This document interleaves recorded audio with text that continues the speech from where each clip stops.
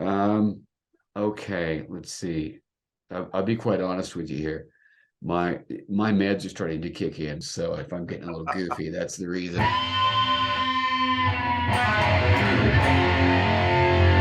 In case somebody's watching this video, who's still learning, right? Right. My first guitar teacher made it very clear to me that, the guitar I was using, which was a cheapo Harmony Mm. guitar that I got for, I don't know, $40 from somebody, Tobacco Sunburst, no less. He said, okay, this is going to be great for you for a while, but eventually you're going to get to the point where you want to do things that this guitar just won't let you do. So if somebody's watching this and they're just learning guitar, what things does your guitar allow them to do that, say, a Squire that costs the same amount would not let them do? Well, I think there's probably maybe three things that really come to mind immediately. One is a thing that we talked about earlier about sort of the durability of Mm-hmm. the guitar, in that the neck is going to last a long time, no matter how much you play and practice on it. And obviously, a cheaper guitar or a guitar that doesn't have these features, it's going to need setup changes down the road and things like that. Mm-hmm. The other thing is, I think the pickups really are going to set it apart from an entry level guitar.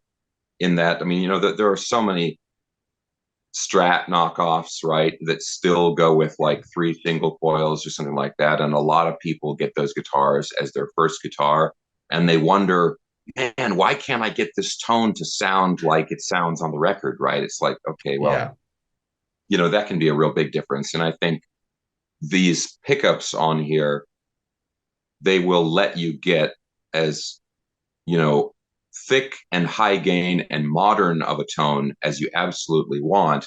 But then at the same time, with the coil splitting, you can back it down and get some nice vintage tones too. So I think being able to get a much wider variety of tones than an entry level guitar. And then the other thing, right, is the whammy, the Floyd Rose Yeah. on here. And I should mention, and I want to, I really want to stress this. I don't recommend Floyd Rose equipped guitars as a first guitar. I think the hassle of restringing them, Yeah. especially if you're going to change the tuning, it's a nightmare, right? Uh, the hassle of restringing them, and of course, initially tuning them, and when you put new strings on, tuning it with new strings, that can be very discouraging to a new guitar player. And so, is someone's first guitar, I think a guitar that has like a fixed bridge or string through, something Mhm. like that is really the way to go for a first guitar. Okay, so would you Yeah. recommend this as a second guitar? Yeah. Yeah. Maybe a second All right. guitar. Yeah. Okay. All right. Yeah. And honestly, it looks so good, and I would imagine it plays so well. It does play well, right? You get really good string action. Oh, yeah. Plays great. Yeah. And Okay. silky smooth frets, really bends and vibrato is really great on this guitar.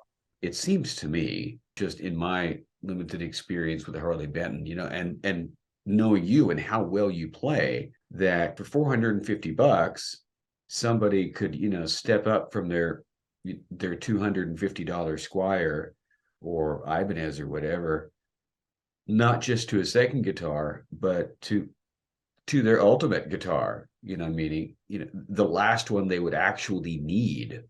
Yeah, no, I agree with that. And I know it sounds very salesman of me to kind of say this, but I mean, one of the goals with this guitar, and I think one of the things that Harley Benton is really good at doing, there's nothing on this guitar that you would want to change. There's if you change the pickups in it, you might make it worse, right? I mean, it's like, and the same thing with the bridge. It's like I really challenge people to play the Floyd Rose 1000, right, which is completely different than a Floyd Rose special, but play a Floyd Rose 1000 and play the made in Germany OFR, blindfolded or whatever, or have somebody hand you the guitars and they don't tell you which one's which. You're Yeah. not going to be, you're not going to know the difference. Yeah, I mean, sure, a $450 guitar, and just the way we've been programmed to think about Yeah. value and Yeah. prices and guitar, you think, oh, well, that's maybe a entry level, maybe mid-level guitar price range, right? But there is nothing about this guitar that is not pro level, that is not like top tier kind of stuff. It's like, sure, you could make it more expensive. You could change things on the guitar and it would be more expensive, but it wouldn't make it a better guitar. Okay. So looking at your guitar, right, folks that have been playing for a while, I mean, can instantly notice the stuff about it that is special.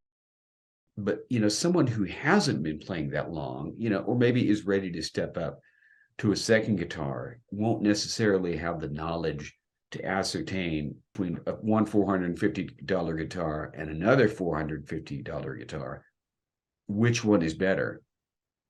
So if somebody is at that level and trying to make that decision, what would you point out to them about your guitar that has an advantage over some other $450 guitar? And if that's Well, the same question, man, I apologize.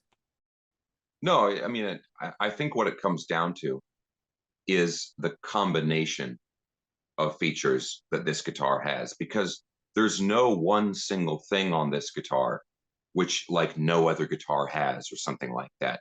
You can find another guitar with the same bridge. You can find another guitar with the same pickup configuration.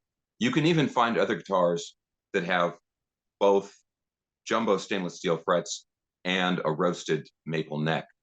But you're not going to find any guitar that has all of this, all of these features in one single instrument, especially at this price. So it's the combination of all of these different features and how they support each other. The synergy of the specs of the guitar and how all of that works together in this price range. There's no other guitar that is even comes close, because you can look at some of the newer Asian manufacturers like Latitude or Eert, companies like Mhm. that. Yeah. And yeah, they have the roasted maple neck and they have the stainless steel frets, but they don't have these pickups. They don't have that bridge, different number of frets, a smaller fret size, Yeah. things like that. So yeah, you can find the individual cool features on other guitars, but you're not going to find the combination. So that's to me what it really comes down to. What sets this guitar apart from, some other Harley Benton Fusion model? The pickups is a big part of it. Okay. The other fusion guitars are not too many of them are using the Tesla pickups, and in particular that dual rail neck pickup. Yeah. Um, they have one other guitar with the reverse headstock, but it has a fixed bridge. It has like a hip shot fixed bridge. It's a satin black body, kind of stripped down. So that's the reverse headstock is pretty unique in their lineup. I think a lot of it comes down to the look of the guitar. This looks pretty different than all of their other models in the Fusion series. They've got some like metallic finishes, and like some of the newer ones have satin finishes and that kind of stuff. So I think it does a good job of kind of standing out from the other guitars in the line while still being recognizable as a Fusion series guitar. Okay. Last question that I have planned.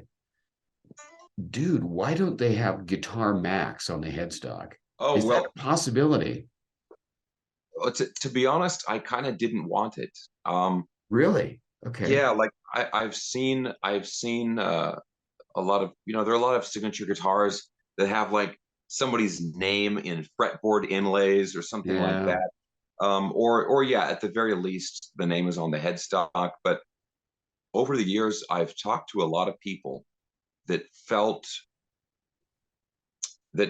strange or uncomfortable playing a signature guitar, because what they say to me is it feels like someone else's guitar that I'm playing. That's what they Oh, said. okay. Okay. And so I thought, okay, well, I don't really see it that way, and I've got a Michelangelo Badio guitar, and I've got a Steve Vai, I've got a Gemmer, and that kind of stuff. And I never feel that way, but I understand that some people do feel that way. And so it's like, I mean, yeah, it is my signature guitar, but at the same time, again, I was really going for that. I want this to be a guitar that anybody will enjoy playing, and I really Mass wanted to make appeal. it, yeah, mass appeal. Yeah, that Yeah. was a big part of it.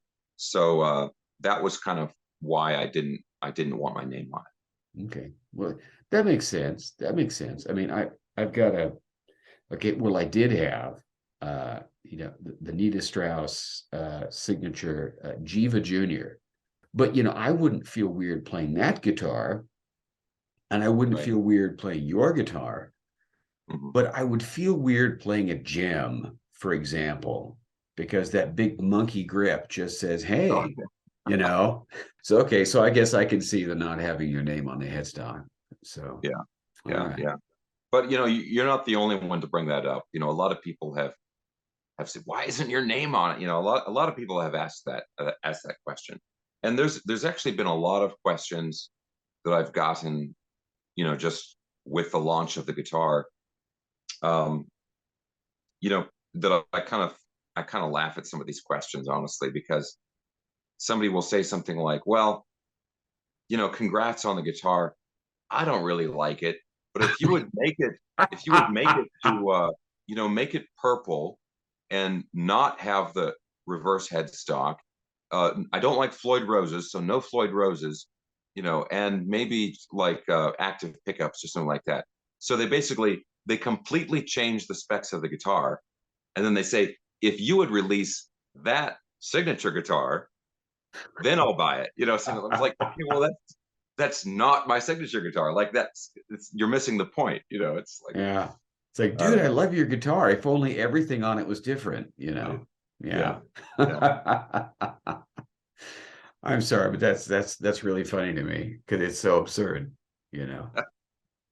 Oh, Yeah. But okay. I'm really thrilled at the response it's gotten. It Good. sold out in 3 days. And I think, I can't, officially or 100% say that the guitar will be available forever, but it got such a good response on the initial launch that I would imagine that Harley Benton wants to continue making the guitar, basically indefinitely, as long as people are buying it, because, sometimes they'll do a limited run. Mhm. And if the guitar didn't sell well, then I think it's like it was a limited run, right? But Yeah. it sold so well that I think it's going to end up being a regular model, and that's what I want. That's what I'm hoping for. So is there anything you'd really like to say, just like before we wrap things up here? Well, just a big thank you to everybody who's shown interest in the guitar. And there have been a lot of people who've given me really nice messages where they'll say something like, "Hey, the guitar is not really my style. I'm not really that interested in it, but I'm really happy for you, Max, for doing this and kind of having this happen and that kind of stuff." And that, those comments are people don't need to say that. They could say nothing, or they could say, "Hey, you suck," or whatever. But those comments, they mean a lot to me, and it's been great. Not just that there's been such a good response and that the guitar sold so well, but um, there's a lot of people that seem genuinely happy for me, and that's heartwarming. It feels really good. That's nice. Well, and I've noticed that as your channel has grown, I mean, you're really closing in on 200,000 right now. That because I read a lot of the comments to your videos, and I mean, the bigger the channel gets, the more occasional jackasses you see making comments. But in general, it seems like there's lots and lots of goodwill, toward you and gratefulness for what you do on the channel, which is showcase and tell people about, here's great gear that you can actually afford. Right. And I just think it's really cool that now you can include this guitar among that Oh that yeah. list of stuff that is cool and you can actually buy it. Well, I think sticking to what my audience wants, or trying to really stick to what people find value in my videos, Mhm. I think that has really helped my channel a lot. And it's helped kind of foster what you're talking about, because if I spend years talking about affordable guitars, and then I come out with a signature guitar that costs $3,000. It's, that wouldn't work at all, and it would be very disingenuous. So yeah, this just seemed like the kind of the perfect thing with everything I've done in the past coming together at once, and then it worked out great. But there have been there was a few comments that it was kind of unbelievable. Like, you can't tell if they're trolling or not, Yeah. but you'll get a few of these comments where they'll say something like, I don't believe anything you're saying. You didn't say a single bad thing about your signature guitar, or stuff like, it's like you're obviously just a shill for this company or something. It's like, do you expect me to work on a signature guitar for years and then not be happy with it? It's like, of course the guitar is exactly what I want. That was the whole purpose of this, and then because I have no complaints, they question the whole thing. It's like, come on, man. I don't know. Yeah, my channel isn't big enough yet for people to troll. Although I think I've had one. It was on the, I did a video comparing the Arrow with the Epiphone Prophecy V. Somebody posted and said, yeah, that red guitar is really cool looking, but you look like a douchebag, like you're buying a sports car. Like, all right, that's cool. That's life on the internet. It's Okay. been cool, man. I always like talking to you. Absolutely. Likewise, man. It's been great.